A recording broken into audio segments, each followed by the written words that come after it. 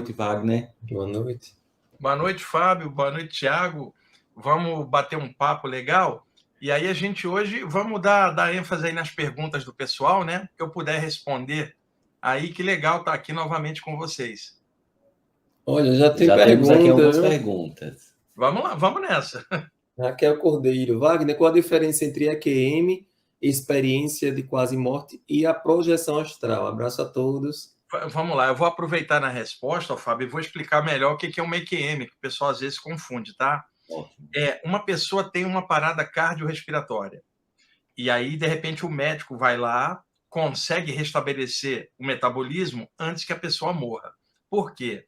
A parada cardiorrespiratória ainda não é a morte, porque depois que o coração para, o cérebro morre por falta de oxigênio e sangue. Então, por exemplo, o Fábio teve uma parada cardíaca. O Thiago rapidamente dá uma massagem ali no peito, dá um soco no peito, sei lá, alguma coisa, e de repente o metabolismo dele ativa antes que a morte ocorra. Então, isso foi chamado de EQM, abreviatura de experiência de quase morte. Tipo, o Fábio bateu na trave, quicou na linha do gol e voltou para a vida. Quase que foi, né? Uma experiência também próxima da morte, EPM, como muita gente chama. Isso, hoje na internet tem um monte de sites, blogs, canais do YouTube falando dessa EQM. É legal, porque é uma abertura para o lado espiritual. Só que a EQM tem uma diferença da saída do corpo com uma projeção astral temporária. É que na EQM o coração está parado, enquanto que a gente, quando tem uma saída do corpo, o metabolismo está funcionando de forma normal. Quem primeiro falou de EQM foi o Dr. Raymond Moody Jr., em 1974, psiquiatra. Ele foi fazer entrevista com pacientes em hospitais em Miami, pacientes que tinham tido parada cardíaca que o médico tinha trazido de volta, né? E esses pacientes, na época, Thiago, o pessoal chamava de ressuscitado, mas estava errado, porque não tinha chegado a rolar a morte para ressuscitar. Simplesmente o metabolismo parou e antes da morte a pessoa voltou. Então, certo seria reanimados. O Raymond Moody Jr., psiquiatra, começou a entrevistar pacientes que tinham passado por essa crise de uma parada cardiorrespiratória e tinham voltado. Levou uma pranchetinha e perguntava assim: você sentiu medo na hora? Na hora que seu coração parou, você apagou? Você escutou alguma coisa? Quando você voltou a si, qual foi sua repercussão? E fez perguntas como psiquiatra que ele era, né? Foi anotando. Tiago, Fábio, a surpresa. De cada 100 entrevistados, 35% a 40% relatava reações emocionais e relatava o seguinte: doutor, me aconteceu algo estranho. Enquanto meu coração parou, eu me senti saindo do meu corpo, ali de fora, como se eu fosse um espírito. Eu olhava de cima para baixo e o senhor estava ali se esforçando para me trazer de volta. Eu vi o senhor de fora. Em outros casos, a pessoa dizia: enquanto meu corpo estava morrendo no hospital, eu pensei na minha família e me vi em casa e vi uma situação. E aí ele volta, o médico corre lá e confirma tudo. O outro: doutor, na hora que o meu coração parou, abriu uma passagem luminosa como um túnel de luz e eu me vi em outro plano, onde um ser de luz falou: volta que não é tua hora. Então, ele começou a ficar intrigado, porque de cada 100 pacientes, 35 a 40 relatava sensações de saídas do corpo. Foi aí que surgiu o nome EQM, experiência de quase morte, quando ocorre uma saída do corpo na hora em que o coração está parado, né? E não chegou à morte ainda. Em 1974, ele lançou o melhor livro de todos, Vida Depois da Vida. Esse livro é maravilhoso, já li várias vezes, recomendo a todo mundo. Ele é o pioneiro nessa área, o Raymond Moody Jr. Um ano depois, o Dr. George Gordon Rich lançou o livro Voltar do Amanhã, que é um clássico, em que ele conta que ficou 9 minutos com o coração parado e ele tem uma saída do corpo maravilhosa, onde aparece um ser de luz e ensina um monte de coisa para ele. Quem está assistindo, dá uma olhadinha nesse livro, Voltar do Amanhã, George Gordon Rich. Então, eles dois deram o pontapé inicial, depois a doutora Elizabeth Kubler-Ross, doutor Michael Sabin, tantos outros médicos e pesquisadores aprofundaram essa área, e hoje a gente tem um monte de gente na internet falando disso. A diferença clássica é: se o Fábio deita, durante o sono ele se desprende, o metabolismo dele está funcionando normal, relaxado durante o sono. Enquanto que se houvesse uma parada cardiorrespiratória, ele teria uma saída no momento limite, né? Muito perigoso, porque o coração está parado. Tanto a EQM quanto a projeção astral são saídas do corpo. A diferença é que numa o metabolismo está parado, na outra o metabolismo está normal. Muito bem. Interessante. Então, Raquel, respondida aí sua pergunta, né? E aqui temos continuidade de mais perguntas também. Essa semana, assisti, experiência show. O pessoal está acompanhando você, viu? Wagner dizendo que essa semana assistiu você Muitos em canais, outros Wagner. canais. Isso. Muita gente falando aqui que foi um privilégio conhecer o Wagner. Privilégio. Aqui, muito interessante essa pergunta, Wagner. Tá. Na questão de alimentos. Alimentos. Na questão de alimentos, Fábio, Thiago, tem muito mito em cima, né? Porque depende de quem fala. Por exemplo, se você pegar um autor hindu, aonde naturalmente pela cultura indiana não se come carne, por exemplo, vermelha. Um autor hindu, ele vai falar de saídas do corpo, num capítulo sobre alimentação, ele vai falar para não comer nunca, porque é o regime dele. Mas, Fábio, você pega um cara aqui do Rio Grande do Sul, que adora churrasco e que tem saída do corpo, num eventual capítulo sobre alimentação, ele vai falar, não atrapalha em nada. E aí a pessoa que está estudando vai ficar em dúvida, porque um disse uma coisa, o outro disse exatamente o oposto. O que a gente pode observar? A literatura de saídas do corpo internacional, vários autores, a gente encontra autores de todas as tendências. Autor carnívoro, autor vegetariano, autor vegano, um autor que é mais técnico, outro é mais espírita, outro é mais ocultista. Então, tudo isso se mescla nas saídas do corpo, onde cada pessoa que fala nisso vai jogar mais ou menos o jeito que ela gosta ou a doutrina que ela gosta com aqueles valores misturados. O que eu vou falar aqui é informação técnica, tá? Não é minha opinião, é o que a amostra média mostra. Eu não como carne vermelha há muitos anos. Ao longo dos anos, eu fiz várias experiências. Época que eu comia carne, época que eu não comia. Sinceramente, eu não notava diferença nenhuma entre comer ou não comer. O que me dava diferença? Pensamento e emoção. Dava muito mais efeito do que comer isto ou aquilo. Eu não como carne vermelha, mas eu não acho que isso é um fator que ajuda, nem que comer carne atrapalha. O lance é a hora que a pessoa come. Se o Fábio vai deitar às 11, 10 horas ele comeu um bife, arroz e feijão, ele está criando uma atividade metabólica numa hora que ele precisava relaxar. Deixa eu dar outro exemplo. Fábio de manhã levanta e toma um café. Uma maravilha, porque desperta, né, Tiago? O Tiago toma um café junto ali.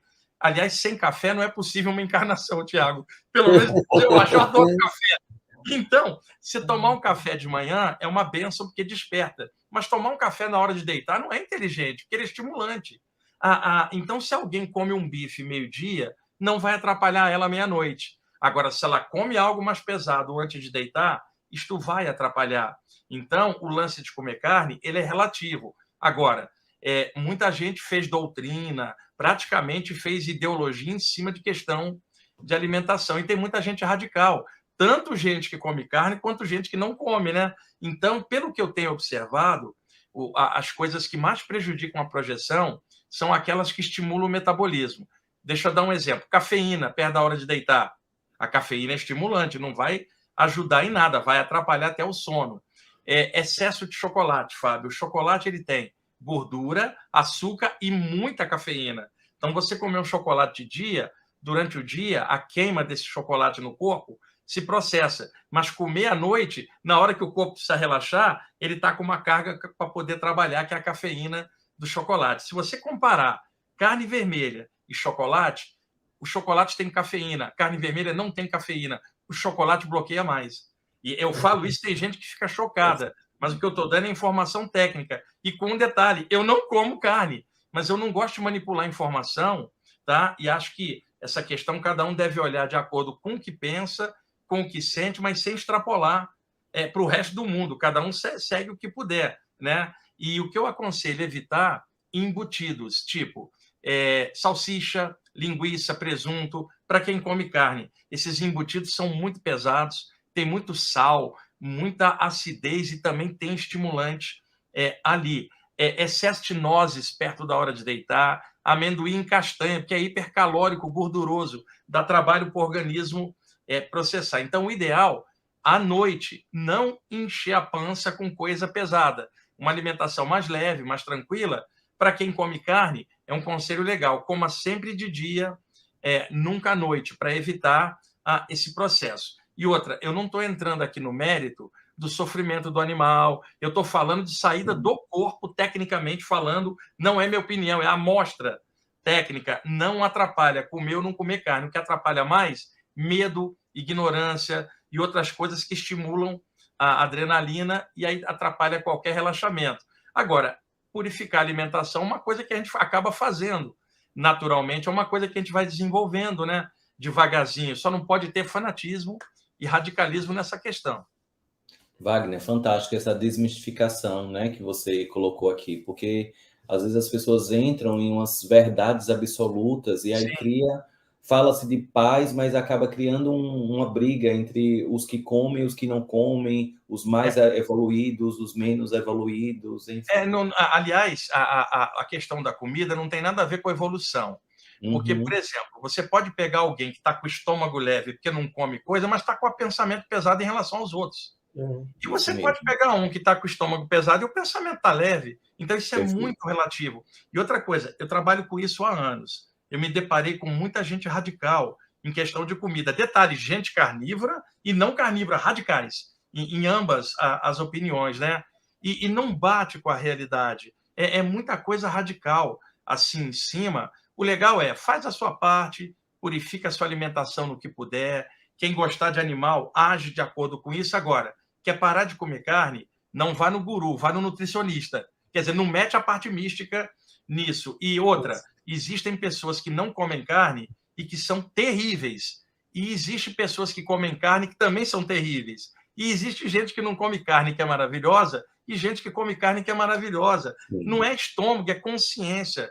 E eu trabalho com isso há anos, de vez em quando, alguém radical fala, mas por que você falou isso? Eu trabalho com isso, eu estou observando, e uma coisa que vai chocar todo mundo. Eu tenho uma biblioteca enorme aqui em casa. A maior parte dos autores de livros de saída do corpo são carnívoros, o que mostra exatamente o oposto. Mas com isso eu não estou dizendo que tem que comer carne, nem eu como. O que não é possível é ficar jogando verdade absoluta e jogar no mundo isso para todo mundo. Muito Ótimo, bem. maravilha. Temos outra pergunta aqui de Arthur. Wagner, por qual motivo pessoas têm mais dificuldades em projeção astral, mesmo treinando por muito tempo? Como sanar esta dificuldade? Então, ele botou a palavra treinando, né? Arthur, difícil falar isso sem ver a pessoa, né, Thiago? Porque às vezes, olhando a energia da pessoa, você sabe, tem um chakra aqui que você pode trabalhar melhor, tem que olhar a característica. Agora, o que eu tenho observado esses anos todos, muita gente, Thiago, acumula muito conhecimento e técnica no intelecto, mas não ama aquilo que está tentando fazer. Ela é conhecimento, mas não tem calor. Sabe aquela coisa que você fala assim, coloca a alma no que você está fazendo, põe amor, aquece isso. Tipo assim, você vê alguém falando do que ama ou de alguém que ama, os olhos da pessoa brilham, né, Thiago? Ela falou daquele ideal que ela gosta, o olhar brilha. Falou de alguém que ela ama, o olhar brilha. Eu tenho visto estudante de saídas do corpo falar desse tema sem os olhos brilharem, sem paixão no sentido sadio, sem aquele amor. E é por isso que às vezes não dá certo. Fica preso no intelecto, encharcado de informação, mas não tem a pulsação do calor, do amor por aquilo. Eu diria para o Arthur, mais do que conhecimento, se apaixone pela saída do corpo. Igual você se apaixona por alguém no sentido sadio. Ame aquilo, não é só estudar aquilo e ficar consumindo técnicas. Agora, existem várias possibilidades. Algum bloqueio energético, ou às vezes o medo da pessoa, Thiago, que ela não nota, ou às vezes um bloqueio vindo lá da infância. Não há como saber a distância sem perceber a pessoa, mas fica essa dica aí. Dá uma olhadinha, Arthur, se não está muito no intelecto e pouco no coração. Precisa equilibrar mente e coração no equilíbrio. É muito importante mesmo. Porque às vezes as pessoas vão imaginando que é algo aritmético, não é? Exatamente. Algo aritmético. Segue aqui essa receita de bolo que vai dar tudo certo. Mas existe toda uma composição, né? Exato, cada um tem um temperamento. Às vezes, um exercício que a pessoa faz, um se dá bem, o outro não sente nada, por temperamento diferente, biotipo, energia. Então, cada pessoa tem que achar qual é o seu ponto de equilíbrio, que jamais vai ser o mesmo ponto de equilíbrio dos outros, é dela. Ela achando esse ponto, ela trabalha em cima. Não há uma técnica de bolo, tipo assim, 2 ovos, 1 quilo de farinha, 1 quilo de açúcar. Não, porque isso vai do universo interno de cada um. É igual alguém fala assim, Fábio, você recomenda algum lugar para a pessoa ir? Eu falei, não, porque o lugar que agrada um, o outro desagrada. por temperamento. O que eu recomendo? Vai nos lugares e vê o que toca teu coração, o que te faz se sentir bem e equilibrado. E tem muita gente assim, consumidora de técnica. Ela lê um livro e fala, quantas técnicas tem? É tarada por técnica. Não vai desenvolver nada, porque isso já é uma prisão mental dela. Ela está presa na técnica. É o conjunto. Técnica, sim, conhecimento, amor, alegria. Esse conjuntão é o que melhora todo mundo. Interessante. Maravilha. Tem aqui uma pergunta. Professor, como posso identificar se a minha procrastinação em relação a projetos espiritualistas é assédio ou autossabotagem? Olha, Dias, 99% das vezes é autossabotagem. Tipo assim, a pessoa quer fazer algo, mas vai sempre empurrando com a barriga, né? Não é obsessão, não. Na maioria das vezes é a própria pessoa que está sem confiança, ou não tem tempo, ou não tem isso, ela vai empurrando o projeto com a barriga. E também, ninguém pode fazer um projeto espiritualista sem estratégia, né, Tiago?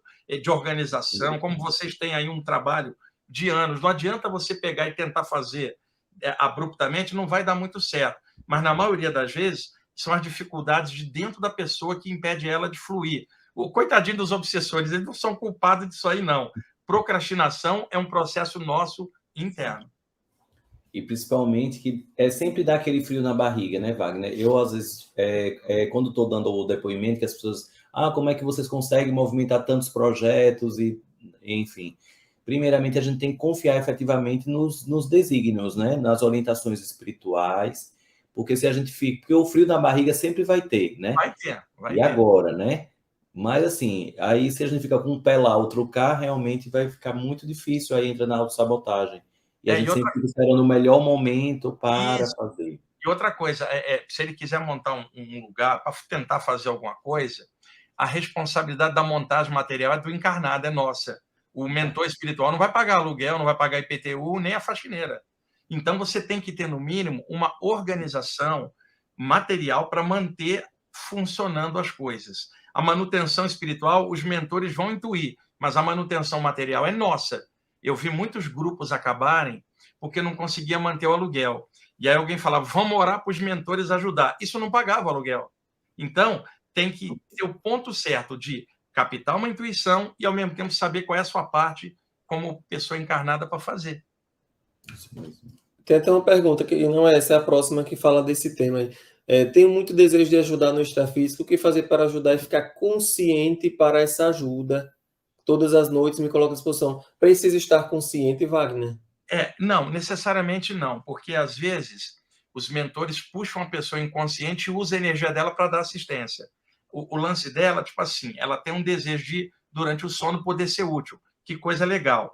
Para isso, também tem que ter estratégia e se preparar. O que eu aconselho para ela, Roselaine? Todas as noites, na hora de deitar, ler alguma coisa sobre assistência espiritual, ou mundo espiritual, ou saída do corpo, para que ela crie na mente dela um reflexo condicionado de que ela está deitando para poder funcionar durante o sono. Então, não é só, por exemplo, a pessoa fazer uma prece e pedir os mentores para levar para ajudar. É criar condições do campo energético estar solto para, na hora que o mentor chegar, a coisa dê certo. Então, leitura sobre saídas do corpo na hora de deitar, todas as noites, a vida inteira, né? Ou sobre um tema espiritual. Não falhar nisso. Ler um pouquinho e dormir pensando naquilo.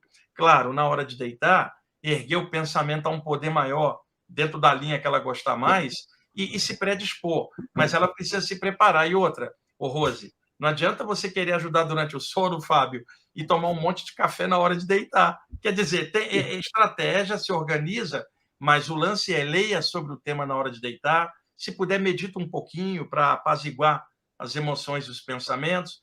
Ergue o pensamento a um poder maior e, quando deitar a cabeça no travesseiro, pense algo assim, que durante o sono eu possa ser útil em alguma maneira, eu possa crescer, eu possa melhorar e ajudar o próximo, se assim der. Eu gostaria de ser feliz lá fora e trazer a felicidade aqui para dentro. Sabe, começar a trabalhar nesse sentido não é só desejar, é estabelecer uma estratégia para isso acontecer.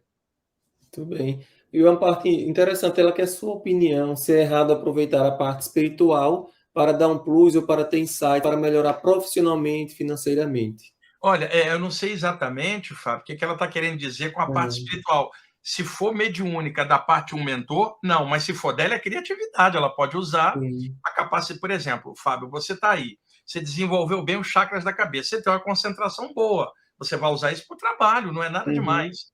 O lance que complica é, por exemplo, usar uma capacidade que você sabe que está vindo de fora para você e você usar para você. Não.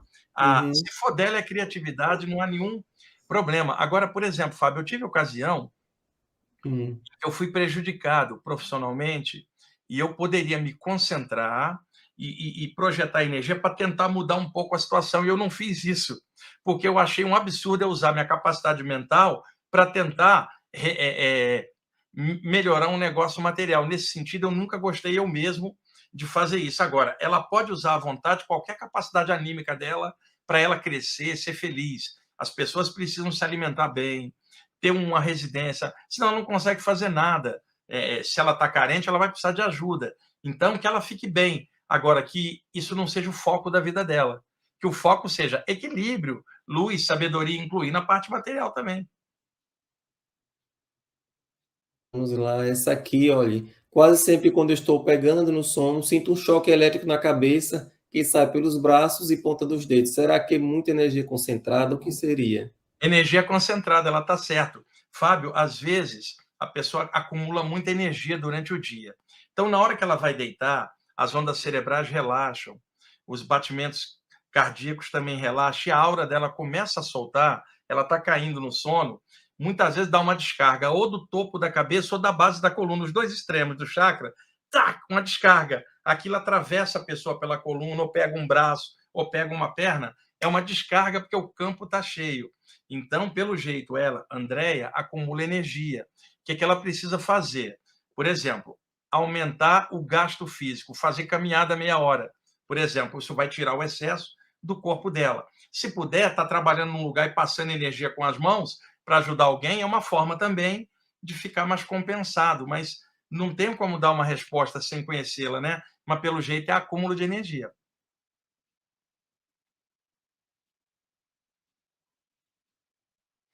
Tá sem som, Fábio. Esse aqui acontecia muito comigo na minha infância, sair do corpo durante o dia. Geralmente era tarde. À Então, tarde, é o tira aquele seguinte, cochilo, aí você acaba isso, desdobrando lá. a pessoa tira uma cochilada de tarde, quem pode estar em casa, e o que acontece? Em qualquer momento que a pessoa dormir, seja de tarde ou à noite, o metabolismo cardiorrespiratório relaxa, as ondas cerebrais relaxam e a aura abre. Então, tem gente que, às vezes, não tem projeção consciente durante o sono, mas tem durante meia hora de cochilada de tarde. Porque talvez, quando ela vai dormir, Fábio, o condicionamento seja de apagar. Tipo, eu quero apagar até amanhã. Enquanto que uma cochiladinha, ela fala, vou ficar só um pouco. Então, tem esse tipo de coisa de fundo. Mas é normal. A pessoa pode, em qualquer momento, não ter horário. Se ela dormir um pouco, ela se predispõe para uma saída. Muito bem, é isso mesmo. Agora, essa pergunta aqui. Quando fizemos a saída do corpo dormindo, podemos não se lembrar? Por que a pessoa não lembra? Vários motivos, tá? Eu vou citar assim, o mais comum, tá, Fábio? A saída do corpo ela pode ser consciente, semiconsciente ou inconsciente. Então, vamos supor, Fábio, que você deitou e apagou, dormiu. No meio do sono, você desperta paralisado, a aura dilata e você se sente saindo do corpo. E aí, de repente, você vê um mentor aí da Casa da Água de Aruanda e te leva para uma assistência espiritual aí em Aracaju. Daqui a pouco você é puxado para o corpo pelo cordão de prata, que o metabolismo sobe e você é puxado. Na hora que você encaixa, Fábio, você apaga dentro do corpo e dorme durante 3 horas. Quando você acordar, a memória da saída do corpo foi sepultada por 3 sonhos, do momento que você dormiu até acordar. Esses sonhos, como são imagens virtuais, eles mesclam com a memória da projeção astral e apagam esta memória junto. Quantas vezes, Fábio, você acordou de madrugada, lembrou de um sonho? Aí você foi tomar uma água, foi ao banheiro e dormiu de novo. De manhã você não lembrava. E às vezes você acorda e lembra de um sonho e na hora a memória escapa. Ou seja, um sonho que ocorre dentro da cabeça, a gente pode esquecer. Imagina uma experiência que ocorre fora da cabeça em outro plano. É mais difícil de lembrar. E ainda tem isso, a pessoa encaixa e dorme, o cérebro mistura. Agora, o que eu faço? Que me ajuda muito. Eu, fora do corpo, me concentro, encaixo no corpo e abro os olhos. Eu não deixo o corpo dormir. A memória fica intacta, Fábio. Porque se apagar, o cérebro vai misturar os sonhos e ela vai perder essa memória. Muito bem.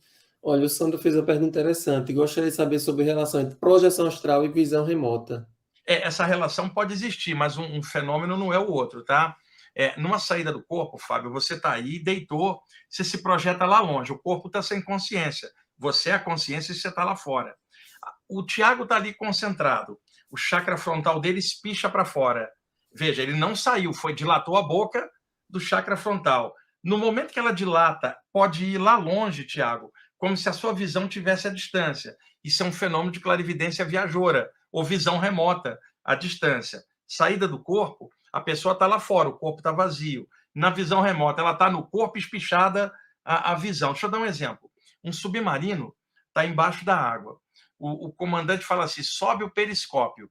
O periscópio sobe acima da linha da água, tem uma lente, e enxerga as embarcações na superfície.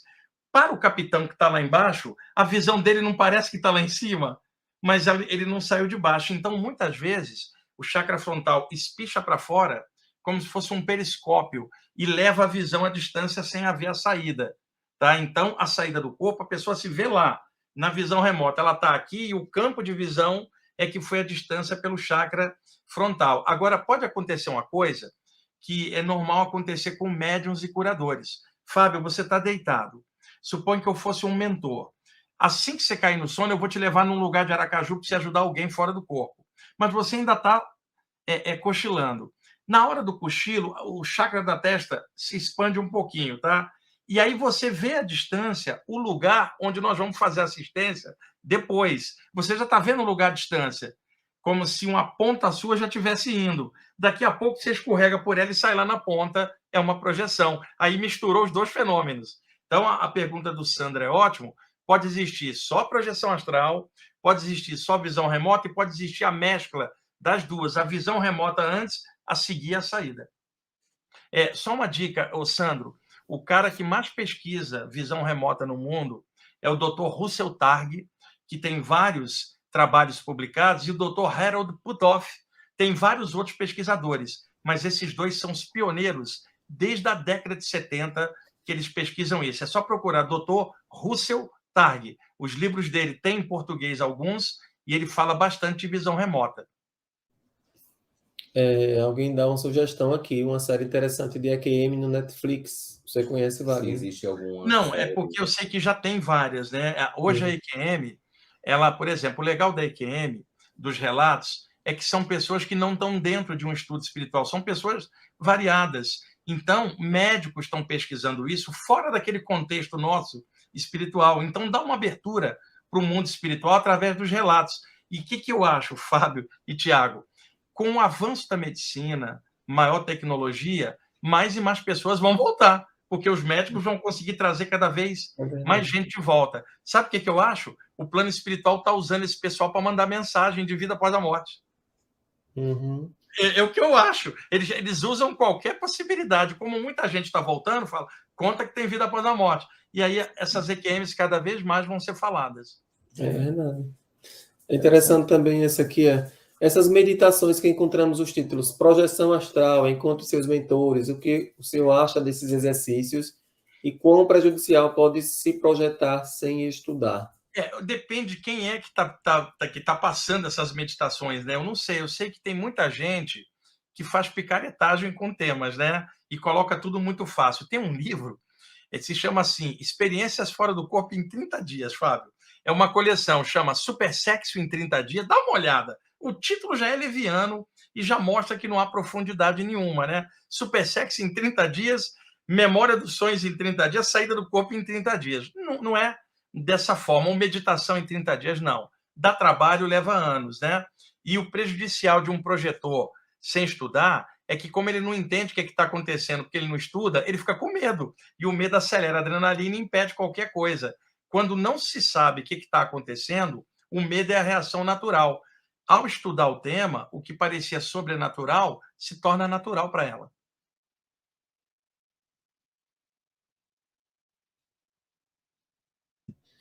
Quando deito e tento fazer a projeção, vejo luzes violetas, depois fica branco, tela abrir, realidade paralela, depois apago. O que seria isso? Faz parte da projeção ou impressão? Olha, Elaine, é o chakra frontal para fora também, Fábio, isso que eu falei. Deixa eu dar um exemplo paralelo.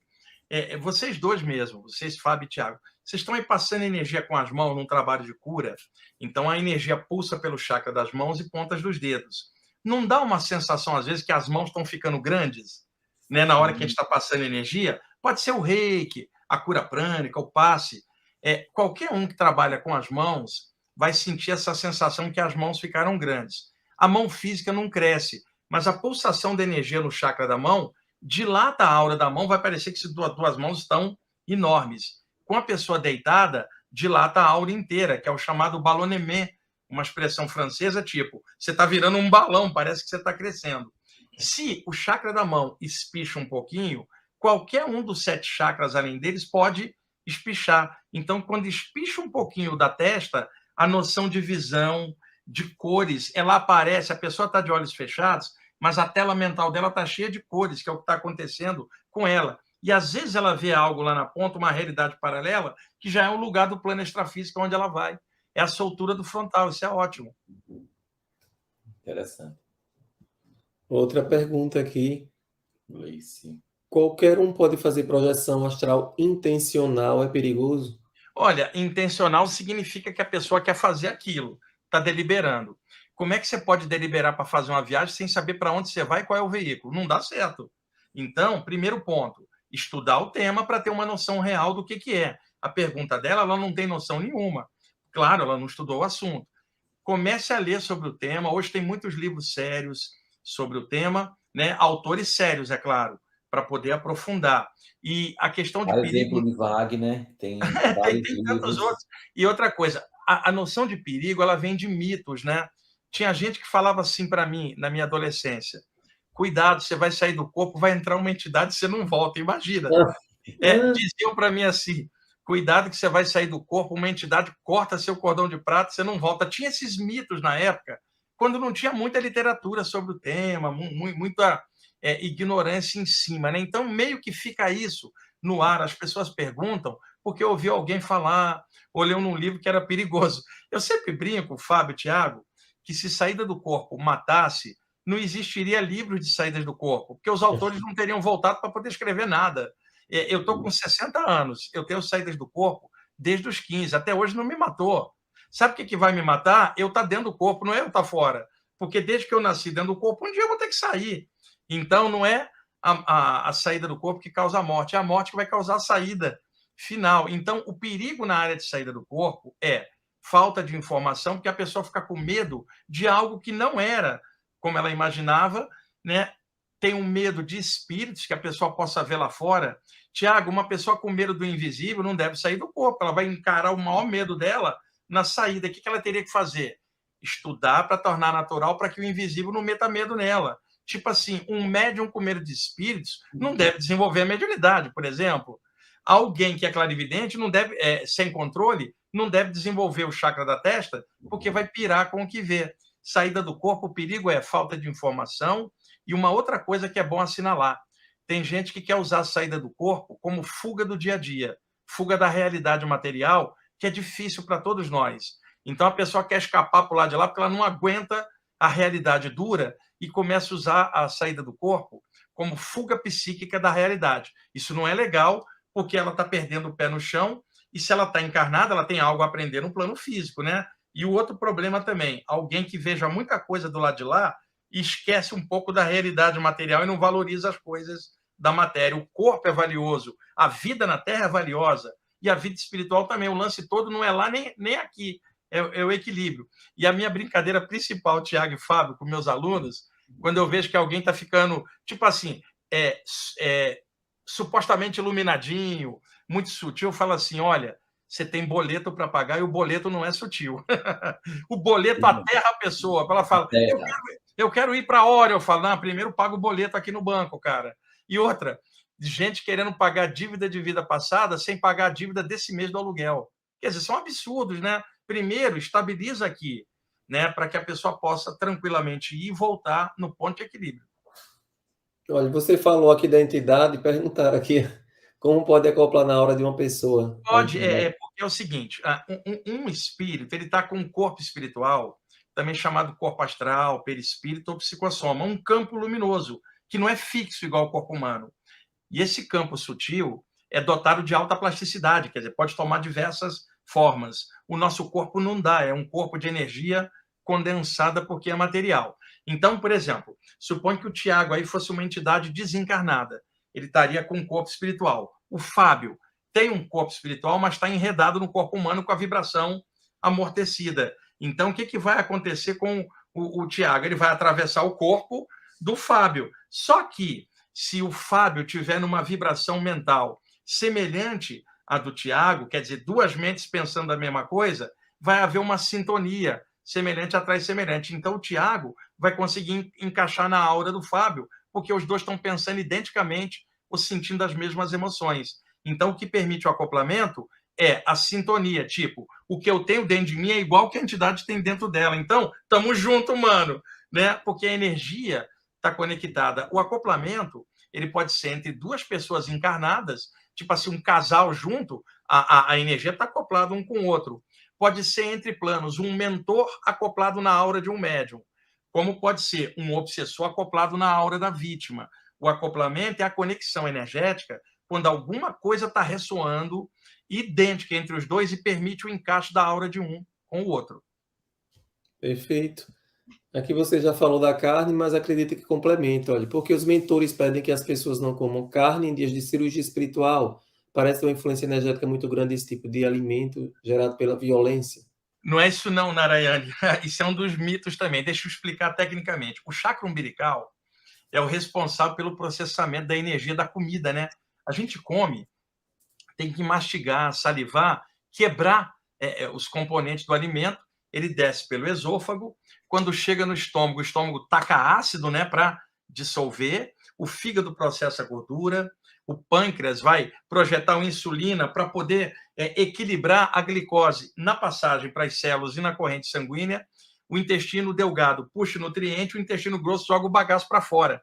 Desde a hora que a gente comeu algo, o corpo fica quebrando as moléculas daquilo para captar a energia. O responsável é o chakra umbilical. Veja, se a gente pensa no chakra cardíaco, a gente respira e o prana, a energia do ar, vem para a área cardiorrespiratória. Em segundos, a energia do ar está circulando pelo sangue. Agora, a energia da comida vai levar horas até o corpo conseguir processar ela. Então, a energia do ar é levíssima, em instantes circula. A energia da comida é muito grossa, porque demora horas para poder quebrar as moléculas disso. Vamos dizer, o chakra cardíaco é gentil e amoroso e o chakra umbilical é heavy metal, porque o chakra cardíaco trabalha com o ar, o chakra umbilical trabalha com comida. São elementos diferentes. Então, quando a gente está processando a comida, a digestão, as energias do chakra umbilical estão para dentro, para processar a energia do alimento. Quando o metabolismo está feito, a energia, o alimento foi processado, a boca do chakra abre para fora, de dentro para fora, dentro do normal. Botou comida para dentro, a boca encolhe para poder trabalhar. Então, esse chakra é dotado de um sistema de radar psíquico nos sensitivos e pessoas. Deixa-me dar um exemplo. O Fábio está ali e se concentra, e aí mentalmente ele vê algo à distância. É o chakra frontal, clarividência. Mas o Fábio se concentra ali, e ele fala assim para você, Tiago, eu não estou vendo, mas eu estou sentindo uma entidade. Veja, ele está sentindo, não está vendo. Se ele visse, seria o frontal. Se ele sente, é o chakra umbilical. Porque quando a boca está para fora, a aura dilata, qualquer coisa que entra no perímetro, a gente sente alguém. Igual um sonar de navio, né, em que você percebe um objeto vindo e se aproximando, mas não sabe ainda o que é. Então, ele é dotado de um sistema de radar psíquico. Quando a pessoa não está com nada pesado, a aura dilata. E aí, a sensibilidade da pessoa fica toda. Tiago, Fábio, imagina vocês numa reunião. Você precisa estar com o bucho vazio, para que a energia esteja para fora, para você captar tudo. Então, o que um mentor vai te falar? Não come coisa pesada no dia da reunião, para que a boca do chakra não fique para dentro. A mesma coisa, alguém que está num trabalho de cura, ou vai receber uma cura à distância, o que os mentores falam? Não come coisa pesada naquele dia, não come carne, não consome álcool, para deixar o sistema de radar aberto e captando. É esse o motivo. Agora, a pessoa pode comer carne no dia seguinte. O lance é, no dia, deixar o sistema para fora. E a carne, e não só ela, chocolate e um monte de coisa, deixa o sistema para dentro e aí não permite essa abertura que facilita tudo. O lance é deixar o chakra umbilical sem nada pesado dentro no dia da reunião. Agora, quando acaba a reunião, o Fábio e Thiago dá uma fome de lascar, e todo trabalhador de cura que cede muito ectoplasma fica morrendo de fome quando acaba. E quando acaba, não adianta comer alface e tomate, que não tira a fome. Você precisa de carboidrato, coisas que o corpo possa repor glicose, né? E aí, às vezes, os médios cometem um erro. Por exemplo, gastou bastante energia durante a reunião, quando acaba, de repente, ele vai e come um doce. Isso dá um problema, porque a glicose estava baixa. Quando a pessoa come um doce, a glicose sobe muito rápido. O que o pâncreas faz? Joga insulina e sequestra a glicose do corpo. Em meia hora você está fraco de novo. Então, não pode comer açúcar depois da reunião. E açúcar direto. E, de preferência, que não coma carne direto depois. O que você pode fazer? Uma entrada de carboidrato lenta, tipo um pedaço de pizza, um sanduíche, um suco, uma fruta, que reponha, mas sem dar aquela descarga de glicose, que seja uma coisa tranquila. Eu estudei essa parte aí de alimentação e de chakra umbilical durante muito tempo, observando, como um médium, como um clarividente, como é que funcionava. Então, o conselho para não comer coisa pesada é para deixar o sistema aberto, né? Não significando que os outros dias você tem que estar com o sistema aberto. Agora, na hora da reunião, a sensibilidade tem que estar aberta.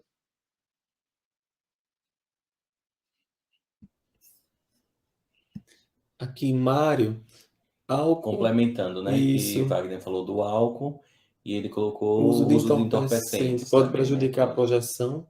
Prejudica, porque, veja, o que a pessoa quer? Está fora do corpo lúcida. O álcool tira a lucidez antes da saída, já deixa a lucidez alterada, e a droga também. Não é interessante?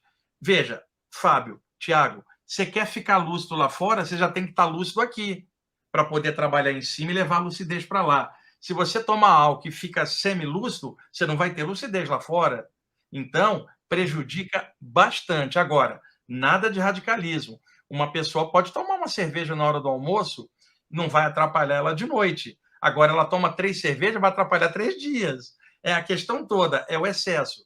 Você tomou um copo de vinho na hora do almoço, não vai te atrapalhar na janta, mas consumir álcool perto da hora de deitar é complicado. Então, é aquela coisa, vai dirigir, não beba, né? Então, aquela coisa, vai sair do corpo, não beba. Não tira a lucidez, fica o máximo possível que você possa estar de equilíbrio, bem com a mente limpa, para poder ter uma experiência mais limpa. E outra, mesmo que a pessoa tivesse uma experiência, na hora da volta ela não vai lembrar, o cérebro está encharcado, está num estado alterado, não normal, prejudica e bastante. Agora, nada contra a pessoa tomar uma cerveja um final de semana ou um momento. E outra, eu não manipulo informação, eu não tomo nada com álcool, mas eu não vou obrigar os outros a funcionar como eu funciono.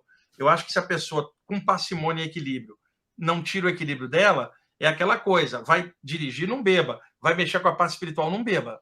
Agora, pode consumir um aperitivo na hora do almoço, não há problema nenhum. O problema não é o álcool, é o alcoolismo. Ótimo. Você pode explicar o cordão de prata? É o seguinte, quando ocorre uma saída do corpo, da região dos chakras projetam-se filamentos energéticos. Esses filamentos se integram formando um feixe de energia entre o corpo astral projetado e o corpo humano embaixo, formando um elo, uma ligação energética. Foi chamada, esotericamente, de cordão de prata por uma metáfora. Lá no Eclesiastes, o pregador, que era o sábio Salomão sob pseudônimo, no Eclesiastes, eu lembro direitinho, capítulo 12, versículos 6 e 7. Ele fala que na hora da morte, rompe-se o cordão de prata, o espírito sobe ao céu, o corpo desce à terra, significando que havia um elo ligando o espírito à matéria e que na morte ele se romperia. Ele chamou de cordão de prata por metáfora. Cordão como algo que ligaria duas partes, né? E prata, porque era de energia, lembrava o brilho da prata. Então, por metáfora, cordão de prata. Séculos depois, em homenagem ao pregador do Eclesiastes, os ocultistas chamaram de cordão de prata. Não é um cordão, muito menos de prata, é um nome metafórico. Outros nomes foram surgindo, cordão astral, fio de prata, teia de prata, ligação espiritual. Os livros ocidentais chamam de cordão de prata porque é essa referência bíblica lá de trás. Mas se vocês pegarem um autor que seja da Índia ou da China que não leu a Bíblia, ele nem sabe o nome cordão de prata porque ele não leu Bíblia alguma para conhecer o Eclesiastes. Então, os nomes do Oriente, linha de prana, elo de ti, os nomes podem mudar. Mas na literatura ocidental, o nome cordão de prata ele aparece na maioria dos livros, né? E isso leva uma pessoa leiga a ficar com medo, porque ela pensa, se é um cordão não pode romper, veja a falta de informação dela. Aquilo não é um cordão, é um feixe de energia, e energia não nasce nem morre, só é transformada. Tiago, você está projetada em Aracaju, seu corpo está dormindo. Há um feixe de energia ligando você ao corpo, porque enquanto você está fora, o metabolismo do corpo precisa funcionar, respiração, coração, né, mantendo a vida do corpo. Então, se eu chegasse e desconectasse esse cordão, o corpo morreria. Você não morreria, porque você é um espírito, você está lá fora. Então, quem precisa de ter o cordão de prata é o corpo, para prender o espírito durante uma encarnação. Então, enquanto você está fora, o metabolismo do corpo está no seu ciclo do sono.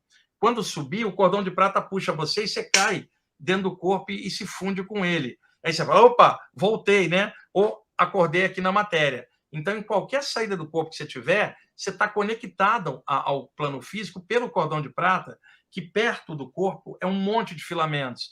Quando ultrapassa a aura, 4, 5 metros, ele vira um filamento energético, parecendo uma teia de aranha no ar, porque ele muda a vibração para passar para outro plano. Agora, se você está próximo do corpo, você vê que da altura dos 7 chakras saem os filamentos maiores que vão formar o cordão de prata, principalmente na altura da cabeça. Muito legal. Estão perguntando aqui por Roma, viu? Aqui, vem cá, rapaz. Ele está aqui dormindo do lado. Aí, quem está aí?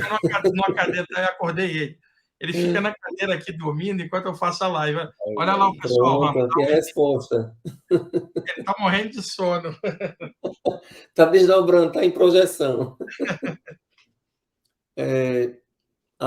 Querem que fale uma experiência de projeção com guias de Umbanda. Você já teve alguma experiência? Vários. Eu já fiz várias lives contando sobre isso, inclusive, Mário, se você entrar lá no meu canal, tem vários, inclusive o programa de rádio, já falei muito, vários encontros com a entidade de Umbanda, por um detalhe, eu tenho a mente muito aberta, eu não fico preso a área nenhuma. Para mim, o importante é que aquele caminho seja do bem e da luz, né? Não importa o rótulo, se é cristão, muçulmano, hindu, importa caráter daquilo, bem que se faz. Então, eu sempre vi muita entidade de Umbanda por um motivo muito simples. A Umbanda surgiu em 1908, em Niterói, no Rio de Janeiro, lá com o seu Zélio e o Caboclo.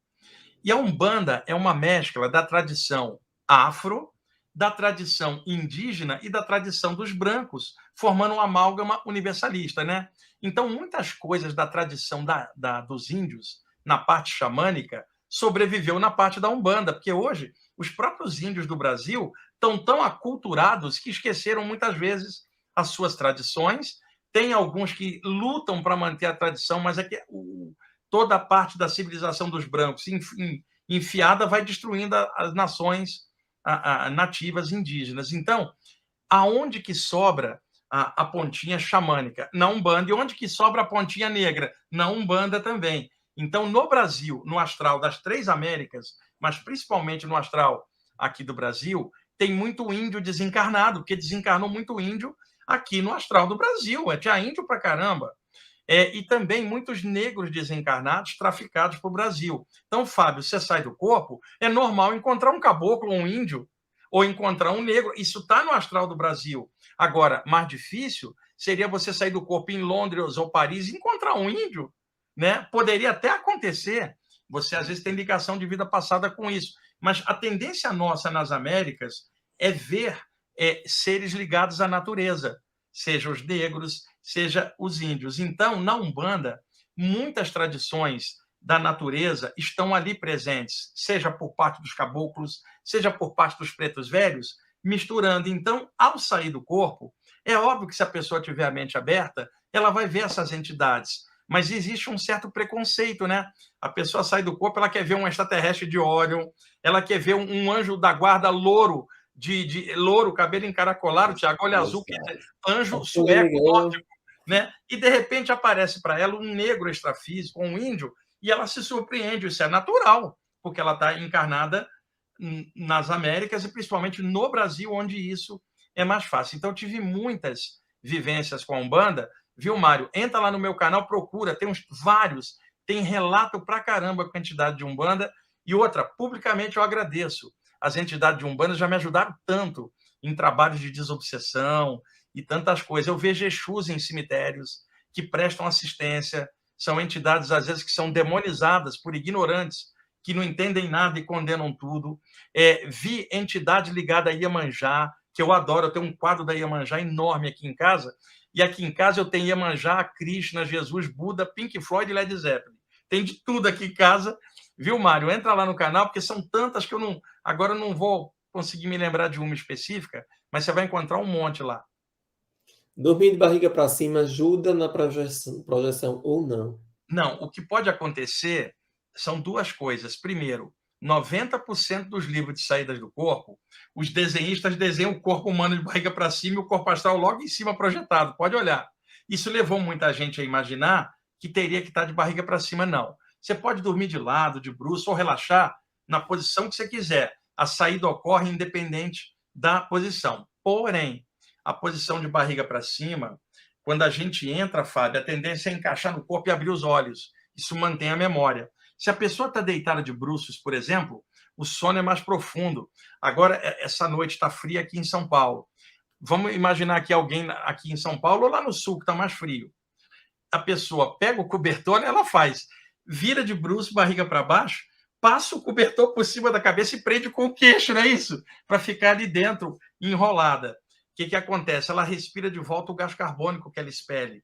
Pode perguntar a qualquer médico. Quanto mais você respirar de volta CO2 ou gás carbônico, pior para sua memória. Você pode até ter uma saída do corpo, mas vai demorar mais para rememorar. Então, a posição mais comum é de lado, que a maioria das pessoas dorme ou para o lado esquerdo ou lado direito. Agora, de barriga para cima, o que favorece é a melhor memória. Mas isso também não é absoluto, porque tem gente que dorme de bruços e pode lembrar, mas é mais difícil.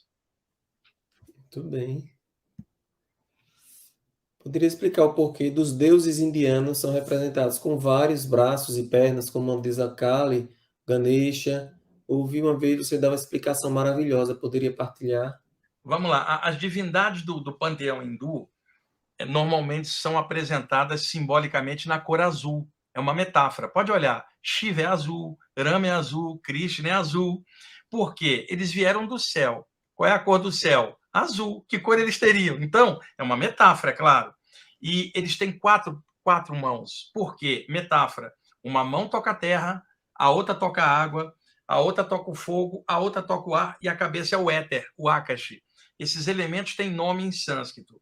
Terra é Prithvi, água é Apas, fogo é Terras, o ar é Vayu e a cabeça é o Akashi, né? São formando os elementos. Então, 4 mãos, cada mão para tocar os elementos densos. E a mente ou a cabeça é o universo. E a Kali, que é diferente, a Kali é uma espécie de personificação da esposa do Shiva que se chama Parvati, né? E a Parvati desdobra várias expressões. Kali, Jagadamba, Devi, Uma, né? Que são aspectos da Mãe Divina. Então, quando a Kali aparece com muitas mãos, é para poder tocar a todos. É uma metáfora, tá? Mas, em média, as divindades indianas, ou melhor, hindus, elas têm 4 mãos, que são os elementos, e a cabeça é o elemento primordial, que é o Akash.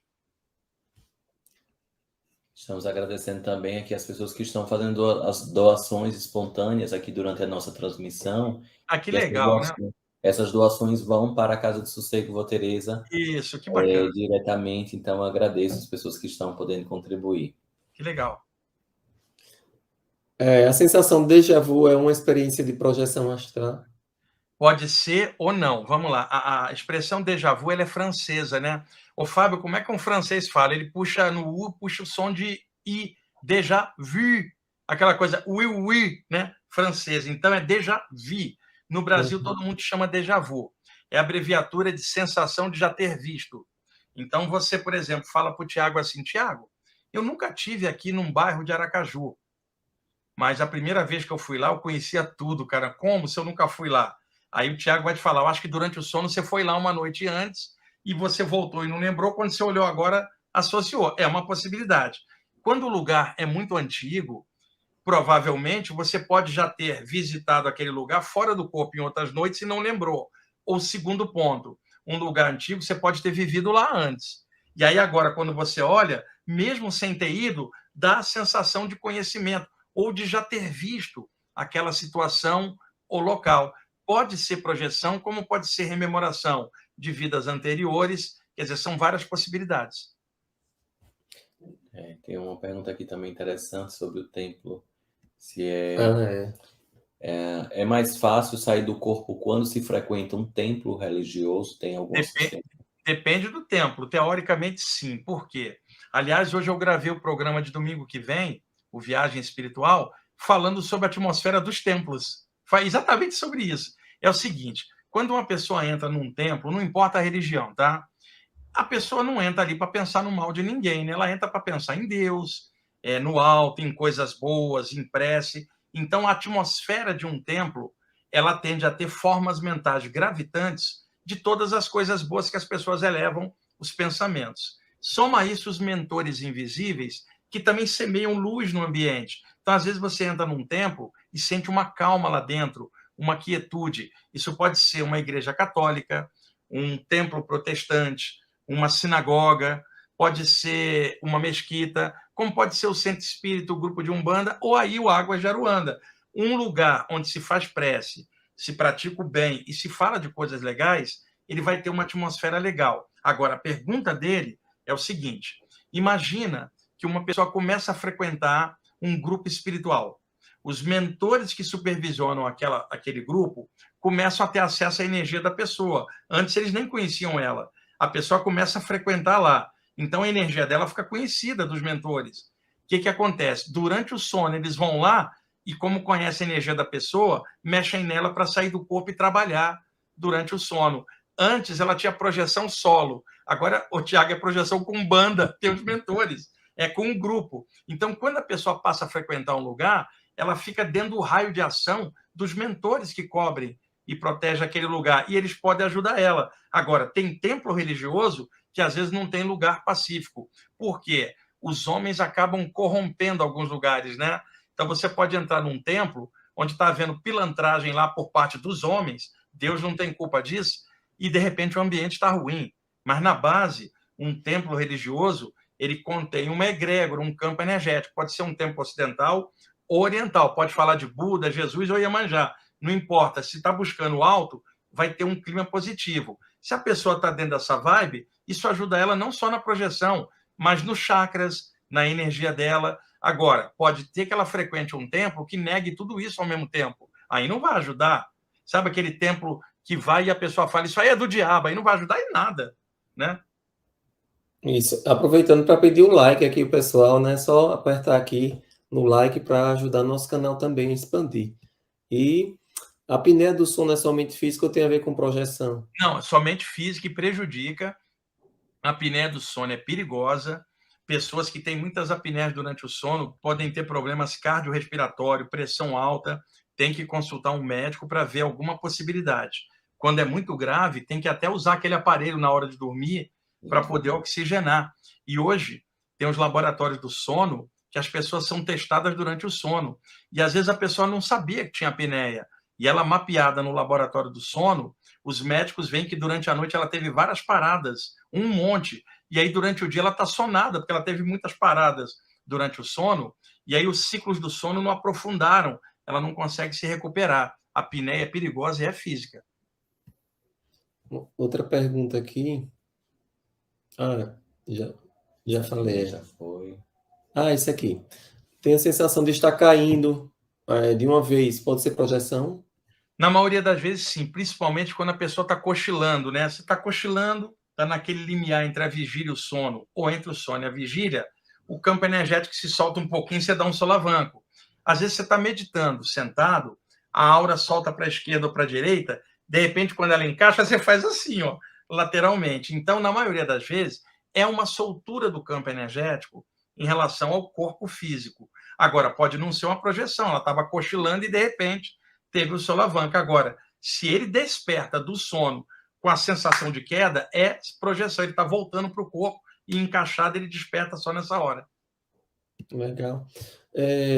Projeção astral, posso ter acesso a vidas passadas? Pode, mas não é comum. O normal é a pessoa levar o nível de consciência daqui para lá. Porém, esse nível de consciência pode se expandir. E quando se expande, a pessoa pode, às vezes, acessar uma memória ou várias de outras vidas. Agora, um detalhe. Na hora que ela encaixar no corpo, ela não vai lembrar essas memórias, porque o cérebro não aguenta. Às vezes, o cérebro não aguenta nem a vida atual, a memória daqui. Então, o que vai encaixar de volta são fatos e elementos que possam ajudá-la no presente. Pode acontecer. E outras vezes, aquilo que um terapeuta faria numa regressão de memória, Fábio, você sai do corpo e os mentores fazem a regressão com você fora do corpo. E aí você acorda aliviado de um bloqueio, por exemplo, tá? Pode lembrar ou não. Não é comum, mas é possível. Eu tive memória de vidas passadas em saídas do corpo. Né? Algumas delas eu lembro, outras nem tanto. E outra, ao lembrar de vidas passadas, tem que olhar se isso é positivo para a vida atual. Porque lembrar de vida passada e desequilibrar a atual é um erro. E outra, a vida atual é o que a gente tem. Então, a vida atual vale mais do que qualquer vida anterior que a gente já tenha tido. Porque é o agora, é onde a gente está produzindo coisa. Interessante essa pergunta aqui. Sobre seu curso de projeção da consciência. Olha, eu faço curso de projeção há muitos anos aqui em São Paulo, normalmente aos sábados, lá no IPPB. Tá? Ele pode achar lá no site do IPPB, tem a programação dos cursos, deve começar acho que em setembro, já deve estar a data lá para ele ver. E eu faço palestras gratuitas quase todas as sextas, o ano inteiro. A próxima vai ser dia 5 de agosto, que é sobre saídas do corpo e portais espirituais que as pessoas passam durante a saída. Dia 5 de agosto, lá no Ipiranga, está lá o banner na capa do site, ippb.org.br. Ele pega informação lá. Inclusive, Wagner vai estar conosco em dezembro, né, Wagner? Aqui em Aracaju. Vou estar em agosto, agora no encontro, com a Mônica Medeiros, a Margarete, são amigas minhas há anos. E no final do ano, em dezembro, lá para o dia 15, 16, o pessoal estava combinando com o Fábio e o Tiago, como eu vou entrar de férias lá para o dia 12, eu vou até lá, Aracaju, e vou fazer um curso de chakras e bioenergia com o grupo lá do Água de Aruanda, e quem quiser, na época a gente vai divulgar, e a renda do curso vai toda para o trabalho do Água de Aruanda e para o abrigo e os trabalhos de assistência que eles estão fazendo lá. Eu já tinha combinado isso com vocês, nunca deu certo, né, Fábio? Marcar uma data. Então, vamos marcar em dezembro, e aí lá para o dia 15, 16 de dezembro, vamos ter o curso de chakras lá e a renda para ajudar o trabalho social. Isso aí. Tem uma pergunta aqui, Wagner, que a pessoa sonha com festa de aniversário nas cores azul e branco. Tem alguma relação com alguma entidade? Que eu saiba, não. O azul e branco deve ter a ver com ela. Alguma coisa do inconsciente dela. Agora, só especulando, tá? Se tivesse na Umbanda, eu falava, ia manjar azul e branca. E, de repente, alguém no catolicismo fala, parece Nossa Senhora com manta azul e branca. Então, verdade, essas associações, elas podem existir. Mas eu acredito que seja dela mesma. Certo.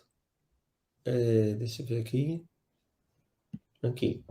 Gostaria de saber por que voar tanto durante a viagem astral. É normal isso acontecer? É normal, assim como é normal o corpo físico andar. Vamos dar um exemplo. Você vai fazer uma prova aí numa montanha de Aracaju. Vai você e o Tiago num jipão de 4 rodas fazer um enduro, subir na lama, monte. Tem que ser um veículo pesadão. Você não vai levar uma Ferrari para subir um morro. Você vai levar um jipão com tração forte. Tá. Aí vocês vão para a Alemanha e entram numa autobahn, aquelas pistas maravilhosas. Aí é melhor uma Ferrari do que o Jeep. Então, para viver no plano físico, que é denso, precisamos do corpo humano, que é um jipão. E o corpo humano está sob a ação da gravidade. Ele anda, se locomove, é a natureza dele. Quando o corpo espiritual se projeta para fora, ele é a Ferrari. A velocidade é maior e o meio é outro. Por isso, o corpo espiritual, a natureza dele é voar, assim como a do corpo humano é andar. Assim como a do jipão é subir na lama e a Ferrari é andar na autobahn. Qual a importância dessas projeções para a pessoa que faz? Existe uma importância? Olha, não, tem várias, aí a pessoa tem que estudar o tema. Veja, matar o medo da morte, porque ela se vê fora e vê que ela não é o corpo. Encontrar uma pessoa que já passou daqui para lá, a pessoa está viva.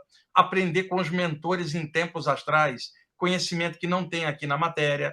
Projetar energia, ajudar os outros. Tem um monte de coisa. Eu posso afirmar que, ao longo dessa minha encarnação, a saída do corpo foi o meu maior presente que Deus me deu, esta possibilidade, que é minha, mas a possibilidade de eu desenvolver isso, porque foi o que mais me melhorou pelas coisas que eu vi ao longo dos anos. Eu vi tanta coisa que me ensinou a ser gente, a ser humano, a manter a mente sempre aberta. Então, eu posso dizer, o estudo sério disso melhora muito o caráter de alguém. Olha, estão perguntando aqui. Então, se a viagem astral pode ajudar a encontrar pessoas desaparecidas. Sim, mas depende.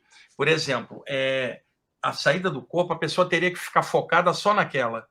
Foco na hora de dormir para tentar localizar. E não é necessária, às vezes, a projeção, porque existem pessoas que localizaram outras por clarividência, sem sair do corpo, tá? Ou visão remota. Existe a possibilidade. Só que a pessoa ficar restringida a focar só numa pessoa. Ela não consegue mais focar no resto. Imagina vocês dois aí cuidando de uma instituição de caridade. E aí tem que ficar focando numa coisa só, você já não pode atuar no coletivo. Ocorreram situações nos Estados Unidos de sensitivos que passaram a ajudar a polícia a localizar pessoas, a localizar bandidos. Mas aí o que acontecia, Fábio e Tiago? A pessoa, para se concentrava numa vibe pesada, caramba. E aí o sensitivo adoecia, porque um sensitivo talhado para cura é igual um médico, ele não é policial. Ele não tem que entrar para localizar, ele tem que curar. Então, alguns sensitivos podem tentar desenvolver, isto especificamente, seriam detetives psíquicos. Tem um livro chamado Detetive Psíquico, publicado em inglês, se eu não me engano, do Colin Wilson, que fala destas possibilidades. Mas, na prática, é um pouco complicado. É possível, mas não é tão factível como se imagina. Quando será esse encontro? Agora em agosto, dia 13 de agosto, falar um pouquinho do nosso encontro, né? Sim. Tem um videozinho aqui para passar para o pessoal que chegou depois, deixa Vamos passar aqui.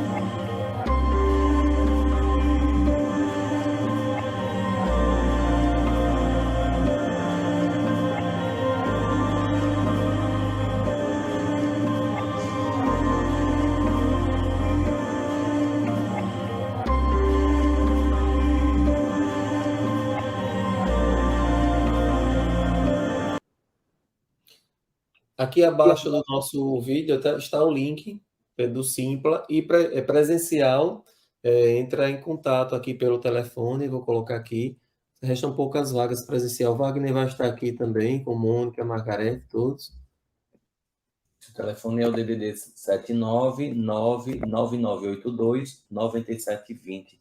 O Fábio está colocando agora no chat, vai aparecer aí para vocês. Esse é o nosso número para mais informações sobre como participar presencialmente, tá? Aqui tem, Wagner, a pergunta: como posso me proteger de ataques de outros espíritos durante a projeção astral? É sempre vibrando energia, irradiando com as mãos espirituais ou pelos chakras, porque a energia ela não deixa ver o contato, né, de vibrações diferentes.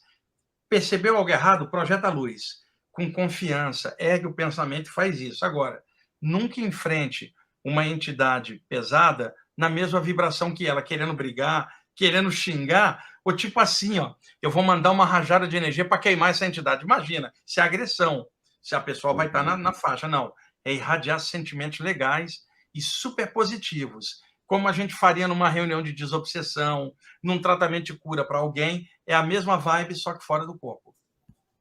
Eu vi, Fábio, aqui no chat agora, correndo rápido, que um rapaz perguntou sobre chakra Vishuddha e Anahata.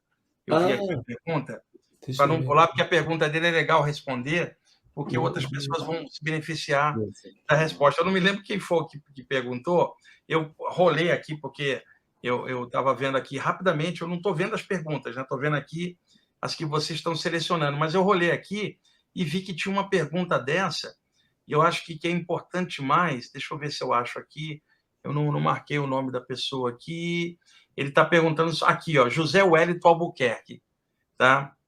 Wagner, você poderia explicar a relação entre o Anahata e o Vishuddha?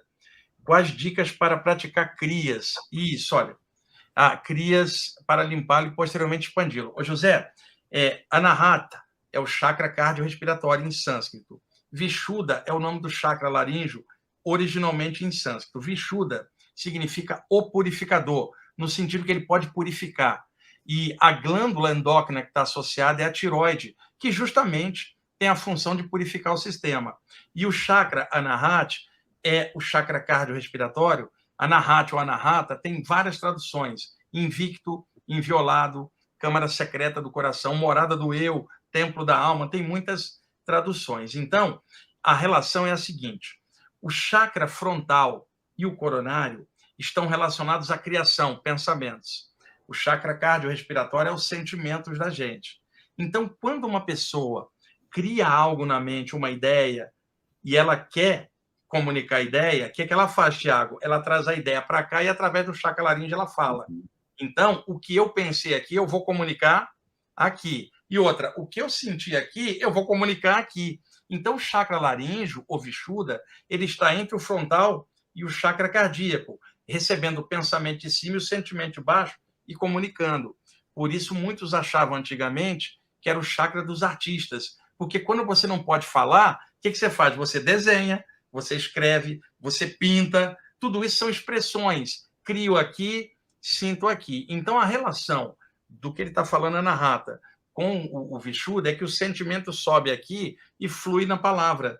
Então, quando você fala uma coisa com amor, sobe do coração e sai por cordas vocais, vibrando ondas sonoras pelo ar. É esta relação. E você pode, por exemplo, já que a energia sobe e sai por aqui, usar o chakra cardíaco para limpar o laríngeo. O que você faz? Uma esfera de luz cor-de-rosa, que é sentimento alto, faz a energia fluir como se fosse um fluxo ascendente de luz rosa, chegando dentro da garganta, ele vai para fora, como se o chakra cardiorrespiratório estivesse dando um passo na garganta, sabe? De dentro para fora, ó, a energia sobe e sai por aqui. Você usou o cardíaco para limpar o laríngeo, por exemplo, que é o que ele está perguntando, como fazer uma limpeza. E o que ele chama de kriyas, toda a área de yoga tem seus kriyas. A palavra kriya significa uma ação de limpeza ou uma ação de purificação.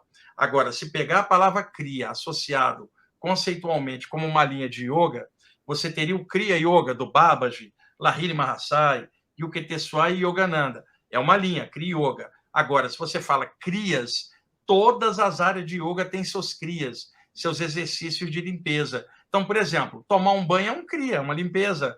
Fazer um pranayama é um kriya, uma limpeza. Então, o melhor kriya para os chakras é trabalhar as energias. Usa um chakra para ajudar o outro.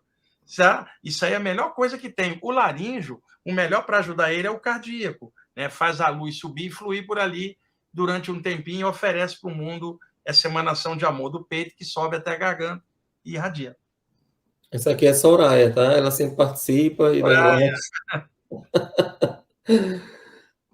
Segundo um ateísta conhecido, a projeção astral é apenas algo criado pela mente. Como saber se é ou não? Ô, Heraldo, você está falando de um ateísta. Você queria que ele dissesse o quê? Ele vai dizer que não acredita em nada, cacete. Porra, isso é óbvio, né? Um ateísta vai falar que não existe Deus, não existe nada, né? Então, não estranhe isso, é normal. Agora, o que eu aconselho? Estuda a literatura de saída do corpo e tira sua média por inteligência e observação. Um ateu dizendo que nada existe é até normal, né? Até a hora que o cara morrer e passar para o lado de lá e aí ter que desdizer tudo. É questão de tempo. Tira a tua dúvida estudando você. Não vai pela opinião do outro, nem dele, nem a minha. Estuda e observa. Wagner, vamos aqui para as últimas perguntas aqui. Wagner, gostaria de saber se quando a gente tem muita insônia, significa que não estamos trabalhando nem estudando quando desdobrados. Sim, porque se a pessoa está com insônia, ela fica no estado da vigília. As ondas cerebrais ficam apropriadas para os 5 sentidos, leva a nossa atenção para fora quando a gente está acordado. Então, se a pessoa não consegue descansar, ela vai ficar acordada, ela não vai para fora do corpo. Porque estando acordada, o cérebro mantém as ondas cerebrais da vigília e ela vai ficar por aqui. Então, ela tem que descobrir qual é a causa da insônia e procurar alguma coisa que possa ajudar. Muita gente tem insônia por puro estresse. Vai deitar e a mente fica em looping com as coisas do dia a dia. Outros têm insônia porque acumula muita energia durante o dia e aí não consegue. Então, o que eu aconselho? Vai andar 1 hora para queimar energia, porque o corpo precisa queimar energia para poder relaxar. Algumas coisas ajudam a combater a insônia. Prática de yoga ajuda. Tai Chi Chuan é excelente, porque o Tai Chi Chuan, através de movimentos lentos, faz a pessoa combater a ansiedade dela. Ô, Adriana, vê se aí onde você mora tem Tai Chi Chuan. Pratica uns 3 meses, você vai ver que seu sono vai melhorar. E como tratamento, eu recomendo a acupuntura. Tem mais uma pergunta aqui, perguntando de uma criança de 4 anos. Criança de 4 anos faz projeção astral, Wagner? Aí pode aproveitar, existe alguma idade, né? Aproveitando o gancho. Não, a saída do corpo independe de idade. A criança, aliás, a aura dela é mais solta do que do adulto. Ela está há pouco tempo dentro da matéria. Então, criança tem muita soltura energética. O problema é que o imaginário da criança é cheio de criatividade e a criança imagina muita coisa. Para você separar o que é experiência real da imaginação dela, fica um bolo que fica difícil. Agora, a criança tem muita projeção. Uhum.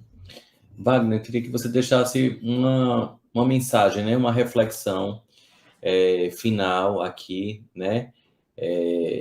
Os assuntos aqui são, né, assim, vastos, a gente passaria diversos momentos aqui com o Wagner, mas eu vou deixar um querer a mais, que ele vai estar aqui no encontro de ufologia. Olha ali, Roma e Soraya, olha o Roma aí, ó. Olha, eu vou finalizar como eu tenho finalizado todas as lives que eu participo. Virou um jargão e eu confio nisso. Se não for para ser feliz, não adianta estudar nada disso. Perfeito. Muito bem. Ali o seu fiel companheiro aí. Preguiça, né, Rama? Ou nesse friozinho de São Paulo, tem que ficar, né, bem aí. Rapaz, aqui esfriou muito. Amanhã vai dar 9 graus à noite. Vocês estão aí no quentinho do Nordeste, que inveja. Em breve você vai estar aqui. Dia 12 de agosto, daqui a 2 semanas já eu vou rever você. E outra coisa, 15, né? Olha, como sexta-feira vai ter inauguração aí do espaço, vai ter aquela comida gostosa que vocês sempre fazem pra gente quando a gente vai aí, né? Claro. E vocês que ainda não estão inscritos aqui no evento do Encontro de Ufologia, aproveite o link que está aqui abaixo do vídeo, faça a sua inscrição, e aí você vai estar contribuindo com uma cesta básica para a Casa do Consolador e uma cesta básica aqui para os projetos sociais do Água Jaruana. Isso, o valor é de R$140, que vai ser dividido, né? Já está sendo para a Casa Consolador e Água Jaruana. Então aproveita aí e faz a inscrição. Está aqui abaixo o link. Isso. E divulgue com as pessoas, né? É importante isso. Wagner, minha gratidão mais uma vez. Wagner, que é um dos padrinhos da Casa Sossego Vó Teresa, né? Com muito orgulho, sempre nos acompanhando, nos apoiando incondicionalmente. E vai estar aqui conosco agora em agosto, em dezembro. A gente vai divulgando mais detalhes do encontro de dezembro também, tá? Wagner, muito obrigado. Obrigado, Thiago. Fábio, a gente vai se encontrar em breve. Um abração aí para todo mundo que está assistindo a live. Isso, em breve a gente divulga também o nosso, né, de dezembro. Isso. Até mais, pessoal. Deixa o like e compartilha.